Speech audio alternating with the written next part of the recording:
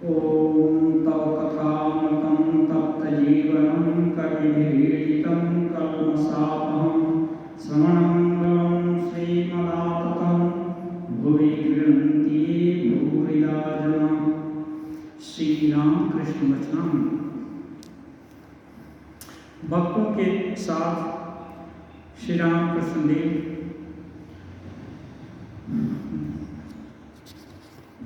वो कलकत्ता में गए हुए हैं।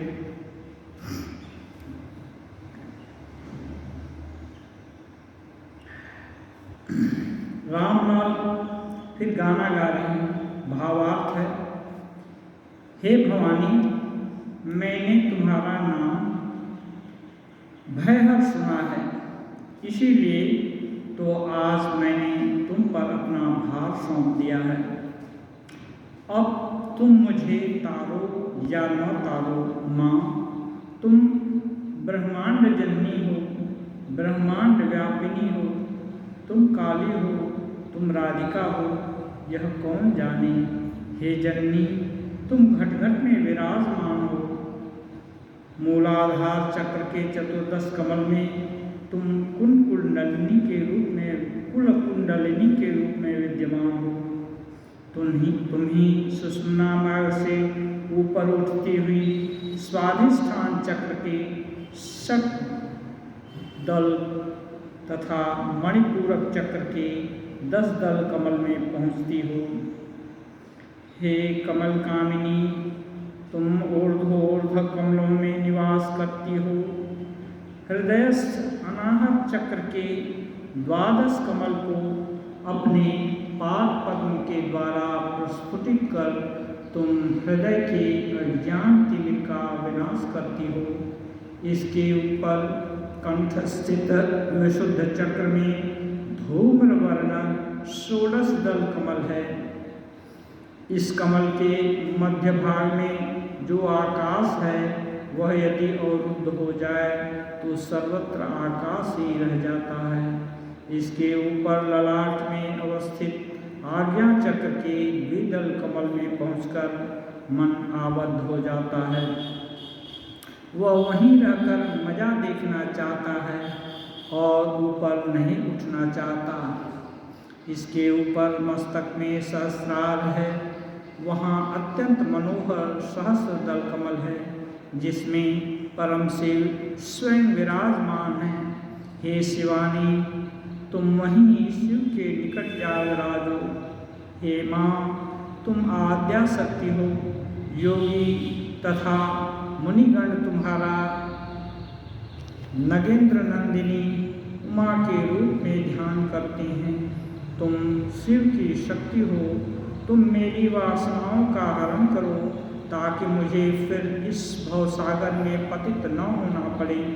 माँ, तुम ही पंच तत्व हो, फिर तुम तत्वों के अतीत हो, तुम्हें कौन जान सकता है। हे माँ, संसार में भक्तों के हेतु तुम साकार बनी हो, परंतु पंचेंद्रियाँ पंच तत्व में लीन हो जाने पर तुम्हारे निराकार स्वरूप का ही अनुभव होता है। गाने के माध्यम से साधन पद्धति एक तरह से एक साधन पद्धति बता दे रहे हैं। तो ये है योग की साधन पद्धति, जिसमें कुंडलिनी के रूप में ये जो योगिक शक्ति जो है सर्पाकार आकृति बताए हैं योगी लोग, वो मूलाधार में विराजमान रहती है। जैसे साधना धीरे धीरे साधना के उच्च स्तर पर मनुष्य का मन प्राण ऊपर उठने लगता है, ऐसे एक एक कमल वो एक एक चक्र में कहते हैं। वो हर एक से ऊपर ऊपर करके जाकर सहस्रार तक जाती हैं। तो जैसे इस संसार में भी जो कुछ दिखता है एक एक हर चीज में एक एक आनंद है, सुख का अनुभव, स्पर्श है। यदि वो सुख न रहे तो आदमी जिंदा नहीं रह सकता है। उसकी थोड़ी न थोड़ी मात्रा है सब जगह। दुख में भी थोड़ा सा सुख है बोल करके आशा रहती है। तो जहाँ चक्र भेदन होता है तो एक एक उत्कृष्ट चीज दिखाई देती है।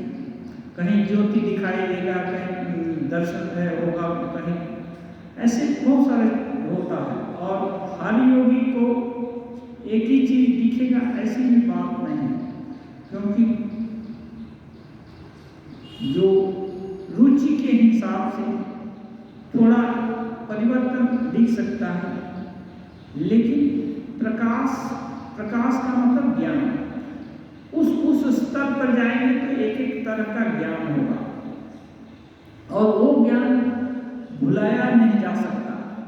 और जब ज्ञान हो जाता है तो आदमी को बड़ा आनंद आता है। आदमी सोचता है कि वाह, क्या हम कर पाए, क्या थे। जैसे न्यूटन को ज्ञान हुआ, न्यूटन नहा रहे थे, उनको ज्ञान हुआ तो आनंद से उछलने लगे। हाँ, वो भूल गए कि नहा रहे हैं। ऐसे ही जब किसी भी वस्तु का ज्ञान होता है और उसकी उपलब्धि होती है तो बड़ा आनंद आता है। तो अब कोई उसी आनंद में रुक जाते हैं। इसको व्यवधान बोलते हैं तुष्टि। तुष्टि हो गई तो आगे जाने की प्रवृत्ति नहीं होती। अब जब आगे नहीं जाना चाहेंगे तो कोई नहीं ले जा सकता। इसलिए साधक के जीवन में कितनी भी उपलब्धि हो उसको बड़ा नहीं मानना चाहिए। उसकी चरमगत परिणति को देखना है। और चरम परिणति होगी तो संशय सब खत्म हो गया। संशय जतो आजिति रहित।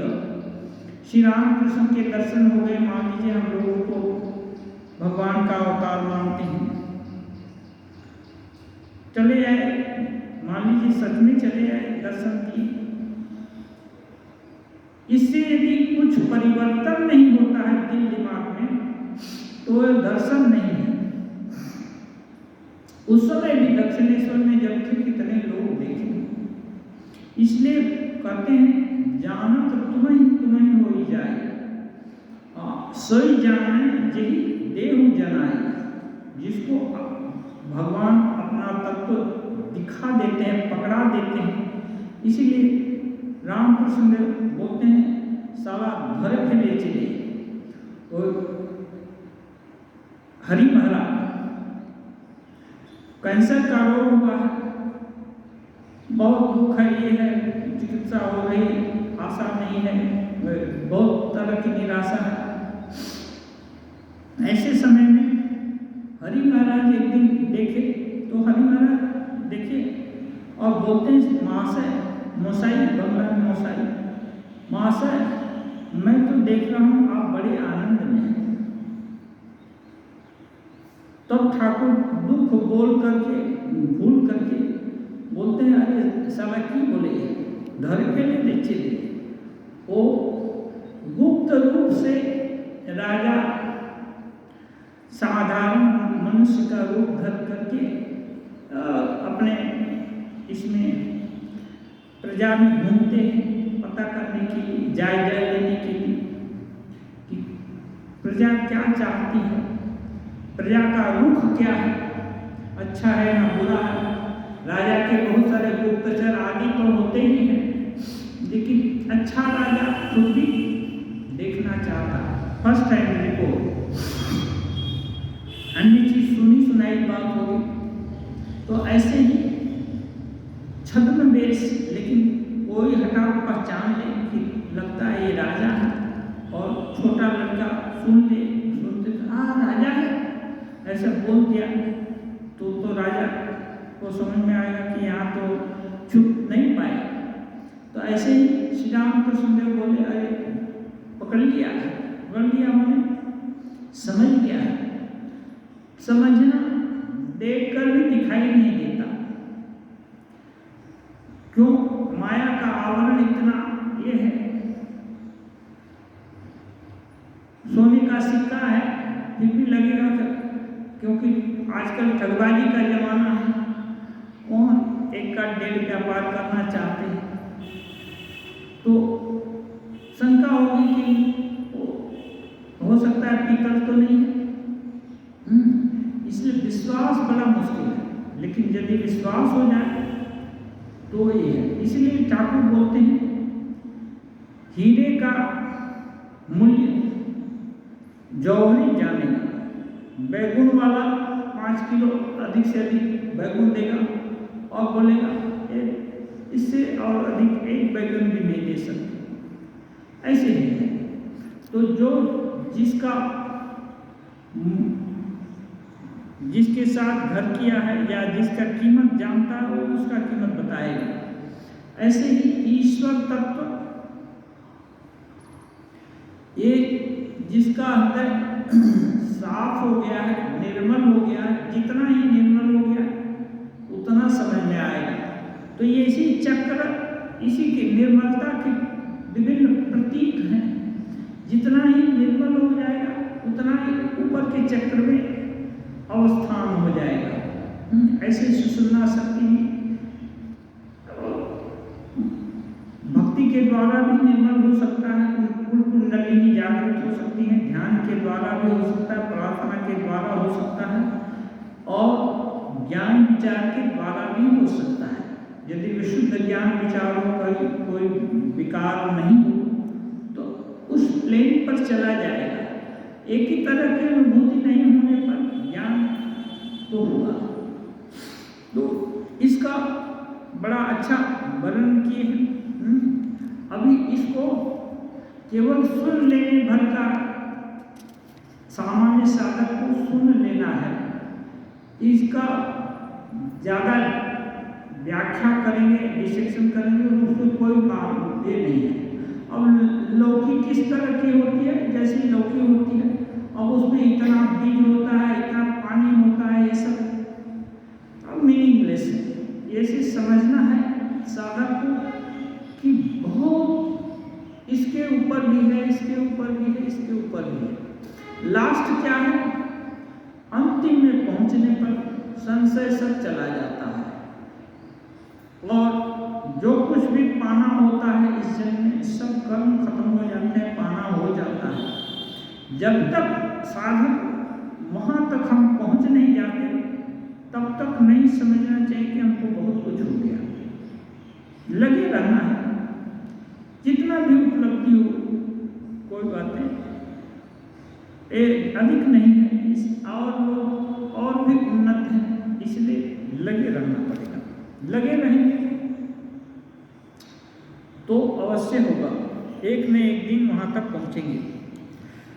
श्री रामकृष्ण रामलाल जिस समय गा रहे थे, इसके ऊपर कंठस्थित विशुद्ध चक्र में धूम्रमार्ग षोडश दल कमल है, धूम्रवर्ण षोडश दश कमल है। इस कमल के मध्य भाग में जो आकाश है वह यदि अवरुद्ध हो जाए तो सर्वत्र आकाश ही रह जाता है। उस समय श्री रामकृष्ण ने मास्टर से कहा, क्या है, षोडश दल कमल धूम्रवर्ण। धूम्रवर्ण माने ज़्यादा वाइट सफ़ेद भी नहीं और ज़्यादा काला भी नहीं, और मोटा उसके बीच बीच में। और उसके मध्य भाग में यदि मन स्थिर होने का मतलब, अभी उसका मध्य भाग तो ये तो सूक्ष्म चीज है, मध्य भाग में सेंटर पॉइंट है, यदि स्थिर हो जाए तो आकाश में जितने भी व्यक्त तत्व हैं, पृथ्वी है, ग्रास, जल है, तेज है, वायु है, सबसे सूक्ष्म है आकाश, उसकी उपलब्धि हो जाती है। अब श्री रामकृष्ण देव कहते हैं, यह सुनो, इसी का नाम है निराकार सच्चिदानंद दर्शन। निराकार सच्चिदानंद दर्शन ठाकुर बोल रहे हैं, इसी का नाम है। जो आकाश है, आकाश क्या है? अनलिमिटेड, उसका रंग नहीं, रूप नहीं, कुछ भी नहीं। आकार माने मन में भी यदि कल्पना हो गई किसी रूप की, किसी भी गुण की, तो वो आकार है। एक गुण से भी परे, गुण भी नहीं है, रूप भी नहीं है, रंग भी नहीं है, ठंडा गरम कुछ भी नहीं है, तो उसको आकाश बोलते हैं। आकाश सर्वत्र वो सभी जगह फैला हुआ है। तो श्री रामकृष्ण देव बोलते हैं इसको सच्चिदानंद दर्शन कहते हैं। विशुद्ध चक्र का भेदन होने पर सर्वत्र आकाश ही रह जाता है। माने मन इतनी ऊंचाई पर चला जाता है कि बाकी जो भेद है वो भेद तिरोहित हो गया। सीधा इसको देख रहे हैं तो ये नहीं दिखाई दे करके आकाश तक तो दिखाई दे रहा है। ये है। मास्टर कहते हैं जी हाँ, एक जस्ट ऐसे ही एक हम दूसरा कहानी भी सुने हैं। एक बार गुरु गोरखनाथ और नानक देव दोनों मिले। दोनों योगी थे, साधक थे, उच्च स्तर के साधक थे। तो वे साधु लोग जब मिलेंगे तो साधुता की बात होगी, इसकी बात होगी, उसी में हंसी मजाक भी होता है। तो वो बोले नानक जी कि अच्छा आप भी इतनी साधना किए, साधना के बाद तो कुछ सिद्धि विद्धि तो होती है, एक चमत्कार दिखाइए ना। और कोई नहीं है, वही दोनों हैं, एक चमत्कार दिखाइए। तो बोले ठीक है। एक तलवार निकाले, गुरु गोरखनाथ बोले इसको लीजिए, अब मेरे ऊपर वार करिए। वार कर रहे हैं, हाथ पर वार कर रहे हैं, गर्दन में वार कर रहे हैं, सिर पर वार कर रहे हैं, कुछ नहीं होता। मानो चट्टान पर हरा भरा कोई वनस्पति है, उसकी लाठी बनाकर मार रहे हैं, कुछ नहीं हो रहा। इसके बाद तो ये चमत्कार देख लीजिए इनका, गुरु गोरखनाथ का। तो अब बोलिए, गुरु गोरखनाथ बोले अब आप एक चमत्कार दिखाइए। तो क्या करें? नानक जी बोले ठीक है, यही तलवार लीजिए, अब आप हमारे ऊपर वार करिए। गुरु गोरखनाथ वार करने लगे। सामने दिख रहे हैं नानक, लेकिन तलवार लगी नहीं रही। कान पर मार रहे हैं, कान पर भी नहीं लगता, आंख पर मार रहे हैं, आंख पर भी नहीं लगता, कहीं टच ही नहीं होता, कहीं स्पर्श ही नहीं होता। तो हार गए, थक गए, तब रख दिए तलवार। तो ये भी एक चमत्कार है, मार रहे हैं, टच ही नहीं हो रहा। नानक जी मारे तो टच हुआ शरीर पर, लेकिन आंख भी नहीं टूटी, नाक भी नहीं कटा, कुछ भी नहीं हुआ। लेकिन यहाँ तो लग ही नहीं रहा है, ये भी एक चमत्कार है। तो रख दिए तलवार। तब नानक जी बोले देखिए, जब हम लोग की बात हुई तो आप वज्र अपने शरीर को सिद्धि से वज्र बना दिए, वज्र के जैसा बना दिए, वज्र की कल्पना किए तो आपका शरीर वज्र के समान कठिन हो गया। अब वज्र कठिन से कठिनतम द्रव्य है, और उससे कठिन द्रव्य तलवार नहीं, इसका कुछ भी असर नहीं हुआ। आपकी किसी अंग पर खरोच भी नहीं लगी, और मार रहा है कोई पीड़ा भी नहीं। अब हम क्या किए, हम आकाश के साथ संयम कर लिए। आकाश, तो आकाश क्या है? आकाश में सभी चीज है, आकाश किसी में भी नहीं है ऐसे करके, सभी चीज में व्याप्त है। आकाश का रूप नहीं, रस नहीं, ये नहीं। इसलिए आप जितना भी मार रहे हैं आकाश कितना भी तलवार चलाओ कुछ होगा कुछ नहीं है ना। आप देख रहे हैं शरीर पर मार रहे हैं, लेकिन शरीर तो है नहीं, वहां आकाश है। आकाश में संयम करके ये संयम जो भी व्यक्त रूप है उसमें सबसे सूक्ष्मतम आकाश है। तो इसको श्री रामकृष्ण देव बोले निराकार सच्चिदानंद का दर्शन हुआ योगी लोग। लेकिन सिद्धि अलग चीज है, हम बराबर नहीं कर रहे हैं। सिद्धि अलग चीज है, दर्शन अलग चीज है। ये योग श्री रामकृष्ण देव ये जो इस गाने में है, ये दर्शन की बात की जा रही है, इसमें सिद्धि का नाम निशान नहीं है।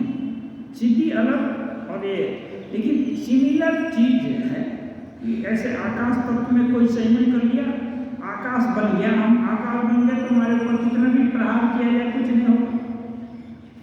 ये बात श्री रामकृष्ण इस मायामय जीव जगत के पार हो जाने पर तब कहीं नित्य स्वरूप में पहुंचा जा सकता है। ये मायामय जगत है, जीव जगत, इससे पार हो जाने पर तब नित्य स्वरूप एक दूसरा स्वरूप है। जैसे अभी कोई बीमार है, खूब बीमार है, वर्षों से बीमार है, अब उसको स्वस्थ होना कितना खुशी का बात है, उसको समझ में आएगा? उसको समझ ही नहीं आएगा जब तक कि वो पुनः स्वस्थ ना हो जाए। स्वस्थ होगा फर्स्ट टाइम, वो तो सालों साल बीमार रहते रहते वो हो गया कि स्वस्थता भी कोई चीज़ है। ऐसे औषध खाना, ऐसे तकलीफ पाना है, वो तकलीफ पाना है, थोड़ा सा कोई विशेष उपचार हुआ तो थोड़ा सा दर्द दुख कम हुआ, और क्या, इसी को जानता है। पूर्ण स्वस्थता उससे दिमाग से हटी गई है। ऐसे ही ये जो मायामय जीव जगत, इसमें रहते रहते हम लोग अपना स्वरूप भूल गए। हम जे नित्य मुक्त शुद्ध बुद्ध स्वभाव है, हमारा कहीं किसी से बंधन नहीं, किसी प्रकार का बंधन नहीं, किसी प्रकार का मोह नहीं, किसी प्रकार की आसक्ति नहीं, किसी का प्रकार का डर नहीं, किसी प्रकार का भय नहीं, किसी प्रकार का शारीरिक मानसिक प्राणी किसी भी प्रकार का संबंध नहीं। आत्मा का किससे क्या संबंध? असंग है। असंग होते हुए सबके भीतर में एक ही है, एको। तो ये पार जाएंगे माया के राज्य से, और बीमारी जब दूर हो जाएगी, माया के राज्य के पार जाने के लिए अनंत प्रकार की साधनाएं हैं। जतो मत ततो पथ और बंधन बड़ा दुख का ये है। एक वाक्य में कोई पूछा, बता दीजिए साधन का एकदम साफ जिससे मुक्ति हो जाए, तो बोले ब्रह्म सत्य जगत मिथ्या, इसकी धारणा करो। कहना तो एक लाइन में हो गया सेंटेंस में, लेकिन इसकी धारणा यदि जन्म जन्म के प्रयास से भी हो जाए तो अहोभाग्य है। फिर भी किसी न किसी को हुआ है, होता है, और साधन पथ पर आगे बढ़ने से माइलस्टोन दिखाई देता है। जैसे दिल्ली की ओर बढ़ेंगे तो कहीं कहीं लिखा हुआ दिखता है पत्थर कि इतना दूर दिल्ली है, इतना दूर है, ऐसे है, वैसे है। तो ये साधक देख सकते हैं कि हम आगे बढ़ रहे हैं, पीछे भी जा रहे हैं। माइलस्टोन है, उसको भी पहचानना पड़ेगा। कम से कम माइलस्टोन कैसा होता है, उस पर कैसे लिखा जाता है, इसे कुछ तो जानना पड़ेगा। तो साधन करते करते साधक समझ जाता है कि ये हमसे भूल हुई, ये हम सही रास्ता पकड़े, यहाँ आगे जा रहे हैं। और संक्षेप में, यदि भगवान के प्रति या इष्ट के प्रति अनुराग हो रहा है और उनके पाने की इच्छा धीरे धीरे दिल को नहीं छोड़ रही है, यदि अनुराग हो गया उनको पाने के लिए आप पाएं तब पाएं, तो ये बहुत ऊंची अवस्था है। लेकिन नहीं, यदि संकल्प हो जाए कि नहीं, इस जन्म में यदि कुछ पाना है तो भगवान ही श्रेष्ठ है, बाकी उपलब्धि नाम के वास्ते है, उसका ज़्यादा मूल्य नहीं है। इतना भी बोध यदि बना रहे साधक को तो ये पतन नहीं है। हाँ, इतना बोध अधिकांश समय बना रहे, कभी भूल हो जाती है फिर तुरंत वापस आ जाता है, तो ये भूल नहीं हो रही। लेकिन इसमें और दूसरा तर्क वितर्क जुड़ करके यदि जोड़ दे कि कब होगा क्या होगा, उससे बेटर चीज ये है, तो क्या है, बहुत सारा क्या बोलते हैं, भेष बदल करके बहुत आता है। तो भेष क्या बदलना है, माया का बहुत सारा पर्दा चढ़ जाता है, पर्दा चढ़ा करके ये आ जाता है क्या, माया दया, हाँ सेवा कर, ये कर रहे हैं, सेवा कर नहीं रहे, इच्छा है अपनी इच्छा की पूर्ति करना।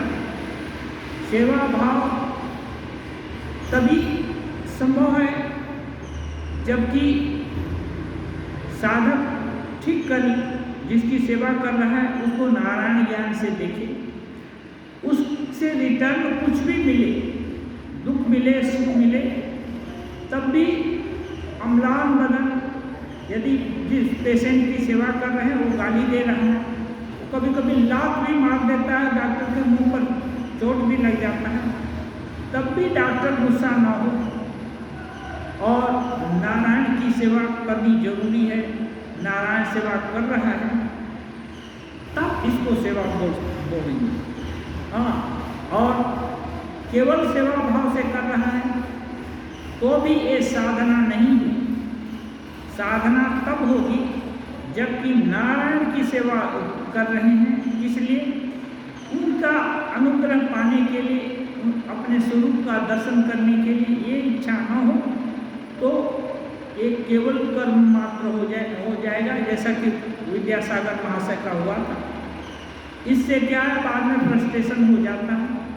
बेसिक यदि फाउंडेशन किसी चीज़ का मजबूत नहीं है तो ऊपर कितना भी काज किया जाए वो हर समय इसमें ही रहेगा, कब गिरेगा कब क्या होगा कोई ठीक नहीं है। इसलिए फाउंडेशन बहुत जरूरी है। एक बार फाउंडेशन हो गया, इसी को बोलते हैं फाउंडेशन क्या है, साधना का फाउंडेशन ये है, साधु संग करो, दिल में विचार करो, शास्त्र पढ़ो, भगवान से जिस भी भगवान का ये की कल्पना हो, हनुमान जी हो, राम जी हो, दुर्गा जी हो, राम कृष्ण हो, जो कोई भी संत महात्मा हो, हाँ, उनकी याद करके घर में बैठकर गुण अवगुण सभी का चिंतन करके, प्रार्थना करके, बार बार चिंतन किया कि हमको रास्ता दिखाओ। जब अच्छा से रास्ता दिख जाता है, उसका आदि अंत भी थोड़ा कल्पना में आ जाता है, तब उसको नहीं छोड़ना है। अब उसको पाने के लिए क्या उपाय करें, कहाँ जाएं, क्या करें, ये सब करना है। तो इसको बोलते हैं फाउंडेशन। यदि कोई माँ काली की पूजा कर रहा है, डकैत लोग भी करते थे, तो डकैत लोगों का एक ही इच्छा है, माँ काली खुश होकर वरदान देंगी कि जिससे हम डकैती भी करें, माल भी पाएं, पकड़े ना जाएं, मार भी ना खाएं। तो उनके लिए माँ इतनी ही वर देने वाली है, काली माँ उनको और ज्यादा कुछ नहीं दे सकती है, डकैतों की काली माँ हो गई। लेकिन यदि वही डकैत ये सोचता है कि ये माँ काली ये मुक्ति तक भी दे सकती है, देख आज हमने डकैती में माल पाने का ये जो बच निकलने का इतना ही प्रार्थना किया, ठीक है, प्रार्थना भले ही किया छोटा, लेकिन उसके दिल में जानता मानने से तो माँ काली मुक्ति दे सकती है, फिर मैंने छोटा चीज क्या माना। तो धीरे धीरे ये जो प्रिक करती रहेगी ये भावना, बाद में जब ये भावना दृढ़ हो जाएगी, नहीं ये मैं छोटा काम कर रहा हूँ, माँ से मुक्ति ही चाहेंगे और भी बड़ी चीज दे सकती है, तो वो डकैती या जो सताने का काम कर रहा है माँ के नाम पर, अब वो चेंज हो जाएगा। लेकिन उसकी केवल धारणा है कि माँ मुझको बचा देंगी, हम सिद्धि प्रदान करेंगी जिससे मैं बच जाऊंगा, चोरी करता रहूंगा, सब करता रहूंगा, तो एक छोटी मोटी सिद्धि देने वाली ही माँ होगी। तो ये धारणा असली है, आप किस धारणा से आगे बढ़ रहे हैं, इसलिए इस धारणा को दृढ़ कर लेना है।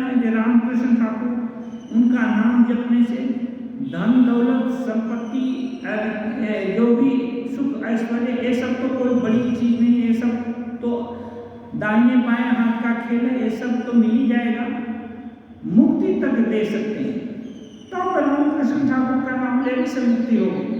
यदि कोई अपना दुख दूर करने के लिए परीक्षा में अपने संतति संतान को पास होने के लिए थोड़ा सा ये सब के लिए यदि भगवान का आराधना किया या उनका नाम लिया तो अधिक से अधिक उतना होगा, उससे आगे नहीं हो सकता, उससे आगे ब्रेक लग जाएगा। इसलिए ये है फाउंडेशन। जैसा फाउंडेशन होगा महल ऊंचाई बनेगा, और फाउंडेशन यदि कमजोर रहा महल गिरेगा। ये महल गिरने का मतलब क्या है, उपलब्धि नहीं होगी।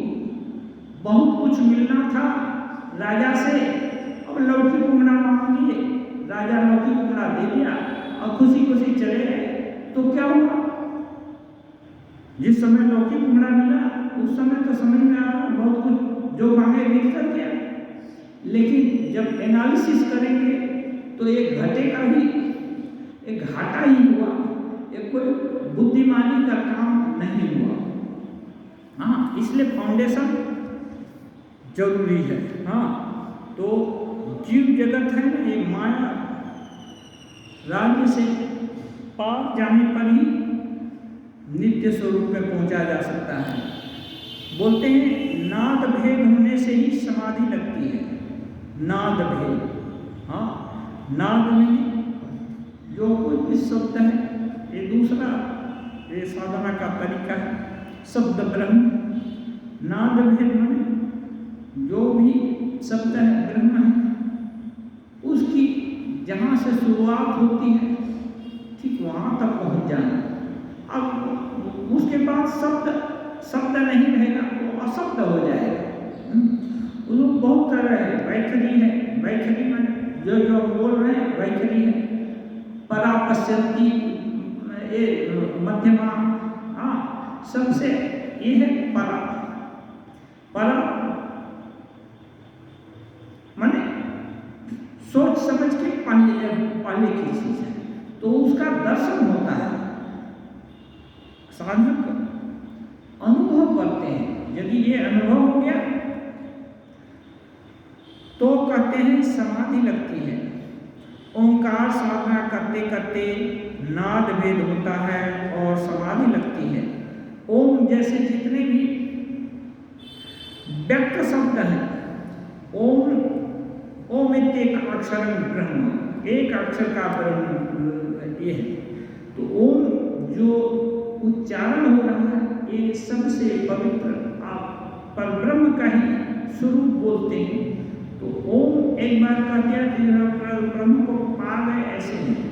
ओम कहते यदि और सब ज्ञान विलुप्त हो जाता है, ओम ही रह जाता है शब्द ज्ञान, तो उसकी जो चरम परिणति होगी वो नाद भेद हो जाएगा, असमाधि हो जाएगी। हाँ, ये बड़ा कोई भी सिद्धि और स्पेशली समाधि ये कठिन है, लेकिन साधन को समझ लेना पड़ेगा कल्पना के सहारे कि नहीं ये होता है। और हमको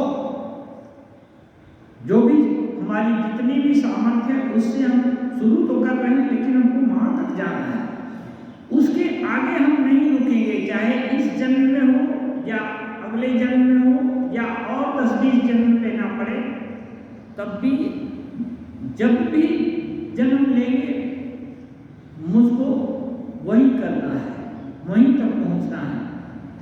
ये जैसे एक रसखान कवि का है कविता, पाहन हो तो वही की को जो बसे जो धरे पर छत्र पुरंदर धाम। हाँ, जो खबहूँ तो बसेरू करो मेरी काली कुल कदम की डारन। रसखान कवि चाहते हैं जिस भाग्य से पत्थर का योनि हो तो भी क्या गोवर्धन जी के यहाँ हो, हाँ एक खग पक्षी हूँ तो भी वृंदावन का हूँ, मनुष्य का जन्म हो तो ग्वाल बाल होकर के जन्मे। ये सब कहने का मतलब कैसे भी करके श्री कृष्ण की याद आए और ऐसी जगह मुझको रहने का अवसर मिले जिससे उनकी उद्दीपना हो, ये साधक चाहते हैं। तो जैसा जो चाहेगा उसके लिए वैसी ही व्यवस्था होती है। अधर ने फल मिष्ठान आदि के द्वारा श्री रामकृष्ण की सेवा की। श्री रामकृष्ण ने कहा आज यदु मल्लिक के यहाँ जाना पड़ेगा। श्री रामकृष्ण ने एक जगह नहीं जाते हैं, इसी कितने जगह जाते हैं। तो आज बोल रहे हैं अधर को कि आज यदु मल्लिक के यहाँ जाना है, 2-4 जगह तो जाते ही, जिससे जो नहीं आ पाए उनको भी भगवत प्रसंग सुनने का अवसर मिले। पूरा बोध नहीं होने से भी एक भगवत स्वरूप चोला तो देख ही रहे हैं। हाँ, इससे लोगों का कल्याण हो।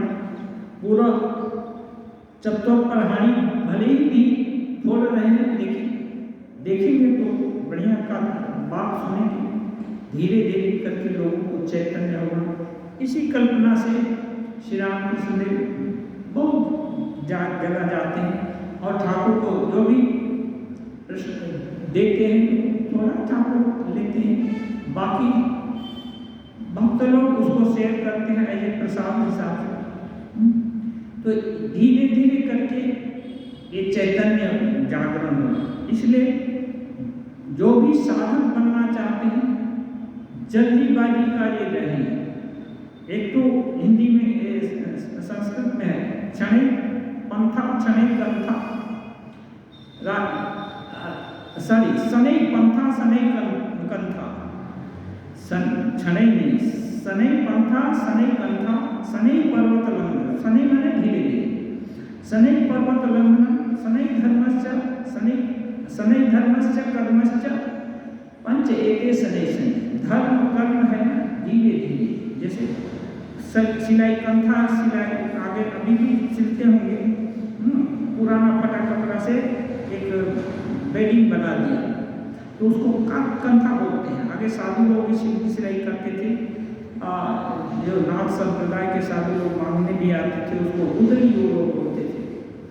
तो कंथा सीना असनिक पंथा, धीरे धीरे रास्ता, दौड़ेंगे तो थक जाएंगे, जाना है सैकड़ों किलोमीटर दूर तब नहीं जा सकते, चलते रहना है, धीरे धीरे चलना है। शनि पंथा शनि कंथा शनि पर्वत लंघन, पर्वत को टपकना है तो धीरे धीरे नहीं जाएंगे तो गिर पड़कर हाथ पैर तोड़ लेंगे। ऐसे ही धर्म कर्म भी धीरे धीरे करना चाहिए, उसमें घबराने की बात नहीं है। हम जिस कक्षा में हैं कोई बात नहीं, उसमें पास होकर अगली कक्षा में एडमिशन करने के प्रयासी रहेंगे। लगे रहने से एक न एक दिन जरूर होगा। ओम निरंजनम नित्यम अनंतरूपम भक्तात्मक पादत विग्रहम वै ईशावतारं परमेशमेत्यं तं रामकृष्णं शिरसा